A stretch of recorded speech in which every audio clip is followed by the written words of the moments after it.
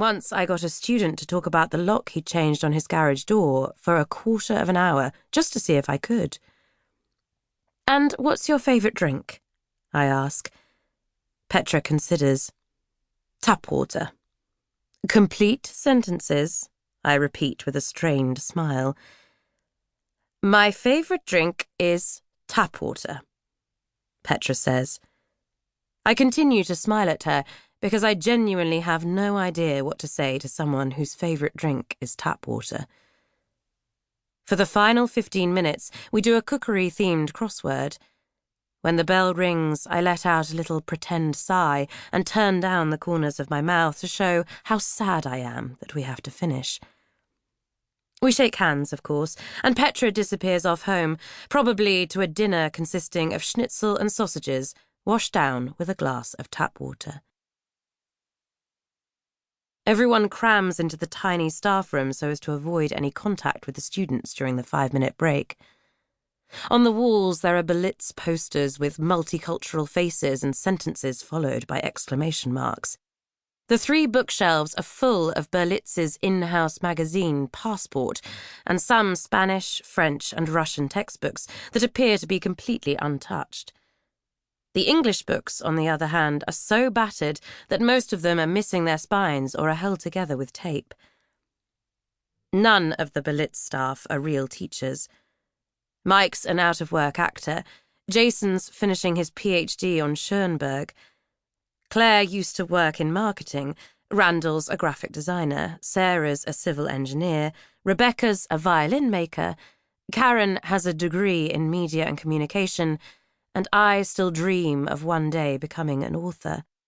The only one who's a trained teacher is Ken, so he's hated almost as much as Dagmar, the administrator at our Berlitz branch on Maria Hilferstrasse.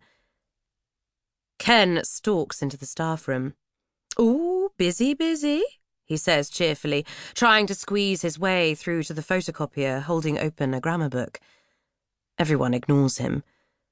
At the window, Mike and Claire huddle together, trying to smoke through a gap of about 1 centimetre. "Now I have 4 lessons in a row with the same group," Claire sighs, stuffing her lighter back into her cigarette packet. "I won't be done until 8.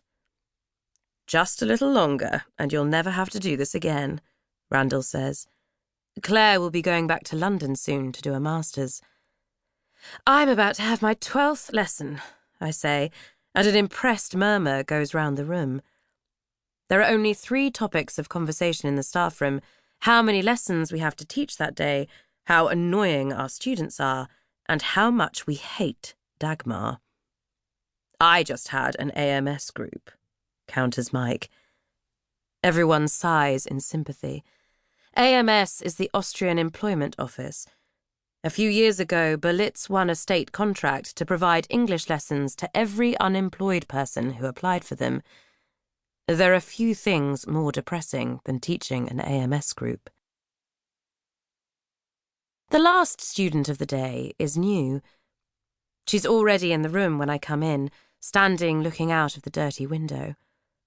To my relief, I see that her English has been classified as level 5, that is, a high level of competence. The higher the student's level, the less effort I have to make. "Hi, my name is Julia," I say, offering my hand. The thin woman puts out her own hand, which is surprisingly warm. Within a quarter of an hour, I've learnt that she's called Vera, is originally from Graz, that she works as a PR consultant for the Austrian People's Party and is a single mother with an 8-year-old daughter. Unfortunately, she then starts asking me questions. "Where are you from?" "Sweden," I answer without thinking. A crease immediately appears between Vera's eyebrows, and I realise my mistake.